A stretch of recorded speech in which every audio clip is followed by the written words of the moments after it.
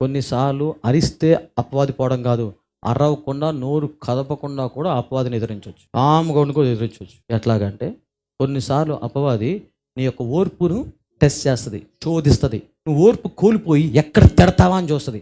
నేను కెలికి మీ ఇంట్లో కూడా చూసుకోండి, కావాలంటే మీ ఇంట్లో కెలుగుతా ఉంటుంది అపవాది. ఎప్పుడు దాకా అంటే నిన్ను కెలికి ఇబ్బంది పెట్టి నీ ఓర్పు నశించి నువ్వు నోట్లో నుంచి మీ ఆవిడనో లేకపోతే ఎవరికో తిట్టాలా.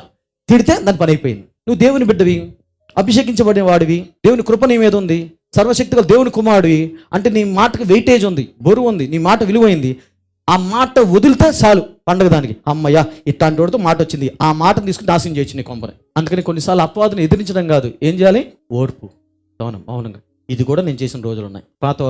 నాతో ఉన్న వాళ్ళకి తెలుసు, కొంతమంది ఓర్పుతోనే ఎదిరిపోతా అపవాది. ఎందుకంటే వీడిని ఎంత కెలికినా నోట్లోంచి మాట రావట్లా, తిట్టు రావట్లా, బూతు రావట్లా, కోపం రావట్లా, వీడిని ఎంతని వాడికి ఉండలేడాడు. ఎందుకు ఉండలేడంటే నీలో దేవుడు ఉన్నాడు కాబట్టి, నువ్వు ఎంతో కొంత నీ ఆత్మీయ స్థితి ఉంటుంది కాబట్టి దేవుని అగ్ని మండుతూ ఉంటుంది నీలో ఎంతో కొంత, నాలుకో ఇంత.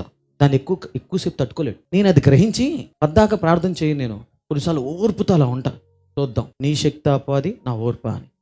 ఆ ఓర్పుకి తట్టుకోలేక వెళ్ళిపోతుంది.